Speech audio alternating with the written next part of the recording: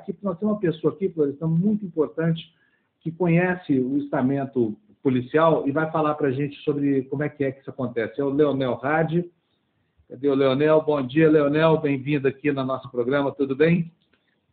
Tudo bem. Um bom dia, Panunzio. Bom dia, Florestan. Uma honra estar dialogando com vocês nesse momento e nesse programa. Uma honra nossa, viu, Leonel? Nós somos fãs aí da sua força de resistência. Leonel, agora me fala, uma vez um amigo meu falou o seguinte: quando você tem policiais corruptos, quando a corrupção é endêmica na instituição, eventualmente, ainda assim, você tem pessoas boas e interessadas em manter a rigidez do sistema de defesa da sociedade. Falando das polícias, tá? Mas ele falou, olha, quando você tem 4 policiais na viatura e 3 são corruptos, aquele que é honesto se cala, porque senão ele é massacrado. Eu quero saber se é essa a situação hoje nas polícias que você conhece. É óbvio que o Leonel é policial civil, ele é um policial antifascista, ele é o 4º elemento dessa viatura que eu estou falando aqui. Eu quero saber você qual é que é o clima exatamente. Desenha para a gente, Leonel, para a gente entender o que está acontecendo. Eu penso que a maior parte da corporação policial ela não é corrupta, né? Não tem vinculações com a criminalidade. Mas o fato é que essa lógica que foi trazida é real, né? É muito difícil, né, um policial ele se levantar contra uma situação quando ocorre de ilegalidade, porque existe uma situação muito complexa envolvendo até essa lógica corporativa, né? Mas eu sempre falo uma coisa, isso é interessante também, já que tocou nesse assunto.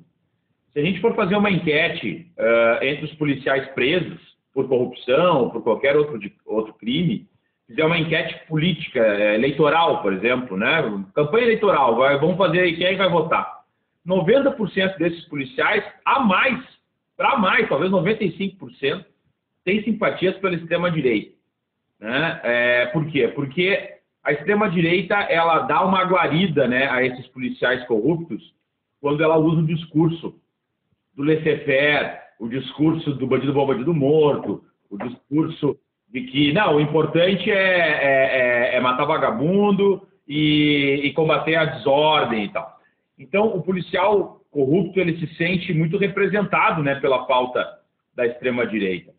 E nesse momento, eu vejo da seguinte maneira o que está acontecendo. Nós temos 2 grupos de policiais que ainda seguem alinhados com Bolsonaro. Os corruptos, como eu já falei, pelos motivos que eu já falei, e o bom policial, porque ele ainda segue pensando da seguinte maneira: bom, eu estou todo dia na linha de frente, eu estou todo dia na função, né, na linha, né, muito tênue entre praticar o correto e me envolver num erro, num equívoco, né, de repente matar um inocente, enfim, tem alguma situação em que ele se coloque, porque é natural, né, quem está sempre repetindo o mesmo tipo de atividade, uma hora tende a cometer algum erro. Esse policial se sente respaldado por esse discurso do laissez-faire, esse discurso de que nós estamos contigo, pode fazer o que quiser. Enfim, a própria lei do pacote anticrime do Moro, quando trazia aquelas excludentes da legítima defesa, né, excludentes de licitude da legítima defesa, tentava abraçar esse tipo de policial, que é aquele policial que não é corrupto, que ele tenta fazer a atividade dele corretamente, mas que ele possa vir a se equivocar, e acontece de fato, e muitas vezes isso aí vai custar, né, meses de salário, ou até mesmo uma demissão. Bom, dito isso, né, e como é que entra essa lógica fascista e bolsonarista, eu vejo da seguinte maneira: existe uma redução, uma diminuição da influência do bolsonarismo e do fascismo dentro das instituições a partir de diversas políticas que o Bolsonaro implementou ao longo do governo dele que prejudicaram os policiais, como a PEC 186, que impossibilitou reposições salariais e promoções pelos próximos 15 anos na maioria dos estados, como a PEC 32, que vem tramitando e tem como objetivo retirar a estabilidade, retirar a promoção por antiguidade das polícias, todos os servidores públicos, isso que eu estou falando, mas eu estou falando especificamente quando atinge as polícias, que é o nosso campo de hoje. E em nenhum momento ele fez alguma ressalva nas forças de segurança, demonstrando que ele não tem realmente nenhum tipo de política ou simpatia pelas forças de segurança, a não ser no discurso da truculência. E também lembrando da reforma da Previdência, em que ele não respaldou as polícias colocou a polícia militar aos 45 do segundo tempo, após muita pressão, numa reforma um pouco mais vantajosa com o Exército, as Forças Armadas, e excluiu totalmente as polícias civis, as polícias penais. A Polícia Federal e a Polícia Rodoviária Federal também tiveram prejuízo nessa reforma da Previdência, e isso faz com que esse apoio que ele tinha, digamos, quase hegemônico, né, e homogêneo dentro das forças de segurança, ele viesse decaindo. Ocorre que os grupos que permaneceram na lógica bolsonarista são grupos mais radicalizados, grupos mais violentos e grupos mais dispostos a fazerem ações extremistas e ações de desestabilização, principalmente nos estados governados por adversários do Bolsonaro. Isso eu venho falando já faz mais ou menos um ano, que eu venho dizendo que depois, né, daquele motim lá, daquela ação miliciana lá no Ceará, né, que vitimou Cid Gomes, toda aquela situação, né, dos policiais utilizando viaturas, armas para fora, fechando comércios nas ruas ali da cidade, que muito provavelmente as pessoas pensam assim, que teremos um golpe de Estado formal, vertical, né, o presidente vai dar um comando e todas as corporações, de forma organizada, irão tomar o poder, né, que é aquela lógica que a gente tem em 64, né, algo totalmente coordenado, institucionalizado. E eu alerto que, no meu ponto de vista, não. No meu ponto de vista, o que nós teremos serão pequenas ações de baixa intensidade, perpetrada, muitas vezes, por pequenos grupos de dentro das polícias, como a gente viu em Recife mesmo, quando aqueles dois nem manifestantes eram, né? Eles não estavam nem envolvidos na manifestação, mas quando aqueles dois indivíduos perderam o olho a partir de tiros disparados pela PM, e aparentemente aquilo foi uma ordem completamente, né, aleatória, que veio de um comando muito específico, mas aquilo causa um desgaste ao governador, aquilo causa uma necessidade dos governadores se manifestarem, como aconteceu em São Paulo ontem. Então isso vai criando pequenas cisões entre as forças policiais e os seus comandantes, e isso vai sendo utilizado para poluir, para contaminar toda a instituição, e vai ser utilizado o discurso dos baixos salários, os discursos da falta de investimentos na polícia, e isso pode ir contaminando, né, e criando pequenos atritos nos estados. Leonardo, bom dia. Bom dia. Eu fico aqui pensando, né, por que se você acha assim que eles não receberam nenhuma ação positiva, né, do governo, está dando retorno, Fábio? Eu sei, é o microfone é o microfone do Leonel, mas eu tirei o microfone dele, você pode continuar. Então, e aí eu queria saber o seguinte, se isso de fato está ocorrendo, quer dizer, o Bolsonaro pouco fez para as PMs, por que elas continuam tão ligadas a ele, né, a ponto de fazerem convocações, o próprio comandante aqui de São Paulo fazer uma convocação para ir para o ato, né, do dia 7 de setembro, né? Por que eles continuam chamando o Bolsonaro para ser paraninfo das turmas das PMs, né? O que a gente pode esperar, né, no dia 7 de setembro desses policiais que... Eu conheço policiais militares que não pensam, né, como a maioria, né, que você disse aí, que tem uma ideologia de extrema-direita muito em função dessa extrema-direita atuar melhor junto à categoria essa classe, né, de funcionários públicos.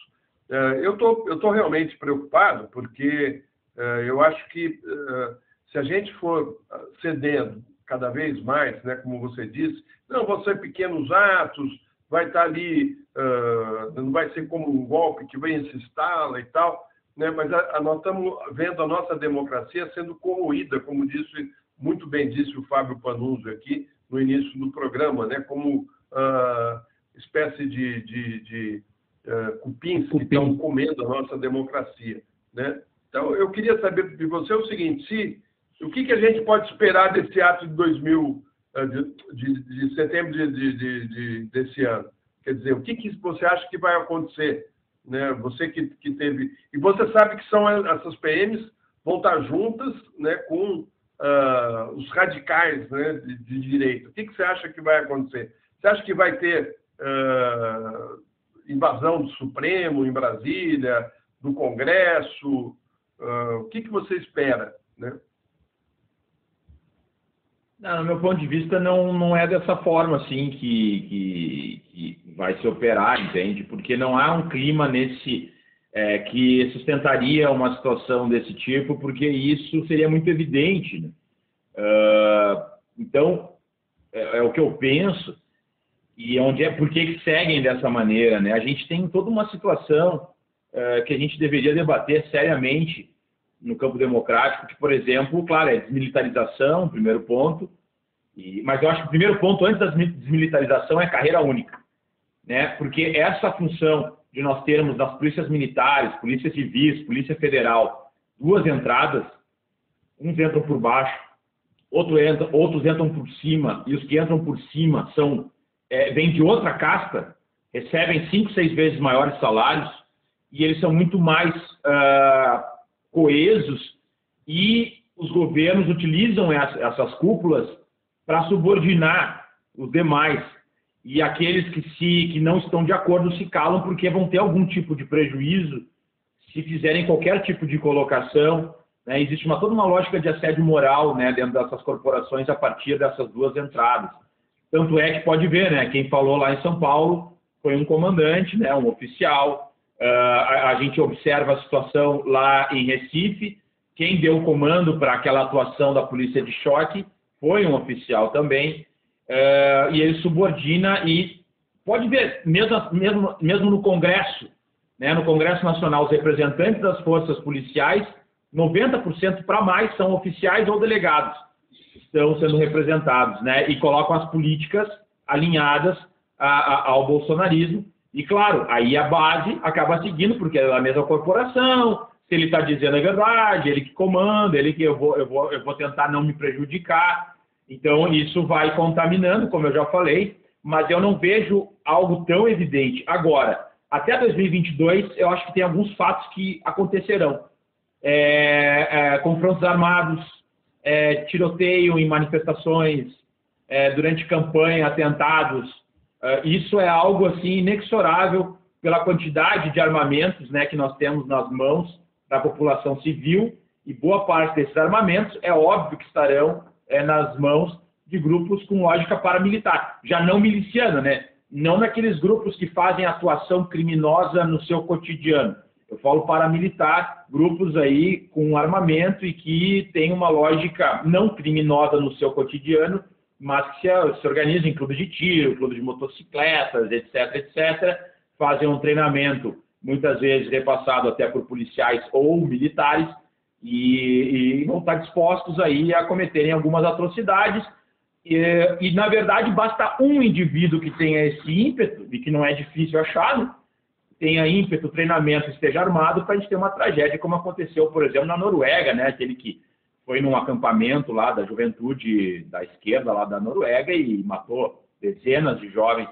Então, eu não vejo muito como a gente conseguir frear esse acontecimento, que, no meu ponto de vista, vai acontecer. Agora, dentro das instituições policiais, é algo que a gente pode ir monitorando e ficar alerta quando essas situações acontecerem. Acho que o Dória agiu muito bem. Acredito que lá em Recife também tenha sido dado uma resposta à altura, mas o campo da esquerda também tem que ficar alerta para não cair em provocações, porque, na verdade, tudo que eles querem é esse tipo de situação, de confronto, de quebra-quebra, para poder, no discurso, legitimar os abusos que eles estão prontos a cometerem, que é essa garantia da lei e da ordem, que o Bolsonaro toda hora fica instigando, fica falando, e se a gente, no campo progressista e de esquerda, também pescar, morder essa isca, né, for pescado por essa isca, né, por exemplo, vamos começar a ir para a rua, quebrar tudo, não sei o quê, começar com esse discurso, que é tudo que eles realmente querem, aí vai estar legitimado, então, esses abusos por parte da polícia e estratégias aí de finalização da nossa democracia e ocupação dos espaços de poder por uma lógica aí totalmente autoritária mesmo e descolada da nossa democracia. Leonel, última pergunta para você é o seguinte: a sociedade está desarmada, embora uma parcela dela, a parcela bolsonarista, esteja se armando aí com 1 milhão de armas a mais do que havia no Brasil antes do Bolsonaro. A pergunta é, como é que o cidadão age diante de uma polícia que está motivada para a agressão, muito bem armada e conta com ajuda informal de tudo quanto é tipo de gangster institucional, enfim, portadores de armas, pessoas físicas, essa coisa toda. Como é que deve se portar o cidadão na rua no dia 7 de setembro, caso ele faça manifestações? Em primeiro lugar, é não entrar em provocações e também ter uma lógica de que, claro, nós temos um debate aí que nós temos crimes sendo cometidos por esses manifestantes, né? Inclusive na Lei de Segurança Nacional, contra a Constituição, no Código Penal, enfim, estão cometendo vários crimes em relação a essas pautas que estão sendo levantadas. Mas nós sabemos que, enfim, alguns não farão e não cometerão esses crimes tão abertamente, né? Farão uma defesa do voto impresso, outras bobagens aí da gasolina R$7. Eu não consigo entender honestamente o que motiva alguém, a não ser o fascismo mesmo, uma visão deturpada e racista e enfim, o que motivaria alguém a ir a uma manifestação no dia 7 de setembro para defender um presidente inepto, corrupto, genocida como Bolsonaro. Mas eu penso o seguinte, a gente não pode entrar em provocação, não pode utilizar atos de violência. Eu acredito que a nossa estratégia nesse momento tenha que ser muito mais vinculada à estratégia de Martin Luther King e Gandhi, porque caso contrário a gente vai tentar equalizar forças com as corporações e com indivíduos aí que têm muito recurso para comprar armamento e fazer treinamento, e não é assim. Né? Tem gente que sonha com uma revolução socialista, ou sonha com uma guerrilha, não é assim. Né? A nossa ditadura militar aqui demonstra bem isso. Não existe a possibilidade de tentar fazer qualquer frente. Aí são mais de 1 milhão de policiais, né, praticamente, aí, entre guardas municipais, isso extrapola, treinados. Né? Nós temos aí indivíduos armados que estão treinando dia após dia, aí, porque tem recursos para isso. Então, assim, não adianta a gente tentar, tem gente, vamos comprar armas, não adianta, bobagem, é só para morrer. É só para a gente legitimar, para dizer, tivemos que agir porque tinha gente se organizando armado. Então, no meu ponto de vista, a estratégia correta é demonstrar que existe um grupo corrupto, genocida, miliciano, paramilitar, que tenta tomar o poder para fazer digamos assim, uma camuflagem da sua corrupção e que eles querem tomar o poder com esse objetivo de escravizar a população do Brasil com reformas trabalhistas totalmente violentas, enfim, demonstrar que nós temos argumentos e que nós somos os defensores da democracia e que nós estamos sendo agredidos por um grupo, por uma turba violenta e criminosa. Leonel, está voltando de novo o áudio aqui, mas tudo bem. Aqui, pronto. Não, eu só queria dizer que eu tenho dito isso várias vezes, que eles vão tumultuar. Enfim, isso não vai terminar bem, mas eu acho que, no final, muita gente que está aí com o Bolsonaro vai pagar a conta e a fatura, inclusive o próprio Bolsonaro, né, e o seu grupo mais próximo. Né, eu acho que a nossa democracia vai vencer essa parada. Né, acho que ele não tem apoio, né, nem internacional, nem aqui dentro do grande capital. Já fizeram manifestos contra ele publicamente. Né, a Faria Lima não está com ele. O país vai aprofundar ainda mais os seus problemas, que já não são poucos, porque aumentou violentamente a pobreza e a fome. Né? Então, assim, eu acho que o que se coloca aí é que vai ter isso tudo que você falou, né? Que vão ser ações de violência, né? Em alguns momentos, e a gente vai assistir essas cenas, mas isso tudo vai ter uma conta a ser paga lá na frente. E eu tenho certeza que essa conta vai ser paga. Eu só fico aqui me perguntando por que as Forças Armadas estão aceitando, de uma certa maneira, continuar não tomando uma atitude mais dura de comando, né? Inclusive de posicionamento. Né? O vice-presidente, um general, via público dizer que isso aí é fogo de palha. né? Isso não é uma resposta para a sociedade. Isso não é a resposta de um homem que tenha responsabilidade com a nação e com o cargo que ocupa. Mas foi muito bom conversar com você. Oi. Mas é só para a gente encerrando mesmo, que eu sei que tem horário, mas, Florestan, esse vice-presidente está ganhando mais de 100 mil reais a partir de um canetaço do Bolsonaro que extrapolou o teto salarial, né? E isso acontece com diversos militares. Então, a gente tem que entender, né, essas filhas solteiras, todas essas políticas de favorecimento pessoal que eles tiveram. Então, isso tem uma vinculação, com certeza. Mas muito obrigado pelo convite, uma honra conversar com vocês aí, com toda a audiência do programa. Obrigado. Leonel, muito obrigado, viu? Sua manifestação é muito importante, que a gente preza muito isso. Um abraço, até a próxima. Tchau, tchau. Bom dia para você. Bom dia. Pesado hoje, né, Florestan? Eu não gosto de apresentar jornal assim, sabe? Dia que está todo mundo meio de mau humor, e eu também, principalmente aqui. Acordar com o fígado assim... Eu acho o seguinte, nós temos que esperar... Não adianta você ficar sofrendo por antecipação, né? Nós temos que alertar a sociedade do que o Bolsonaro está fazendo, né? Eu acho que ele vai quebrar a cara, eu continuo achando isso. E ele vai, que a conta vai ficando maior, né? E ele está muito preocupado com relação aos filhos, né? Porque ali, a gente fala isso todos os dias, né? O Bolsonaro conseguiu cometer vários atos, né, que vão contra a nossa Constituição. Ele poderia ter sido afastado várias vezes, motivos não faltam para afastar o Bolsonaro, de impeachment contra ele, né, e até de intervenção por falta de competência para ser presidente da República.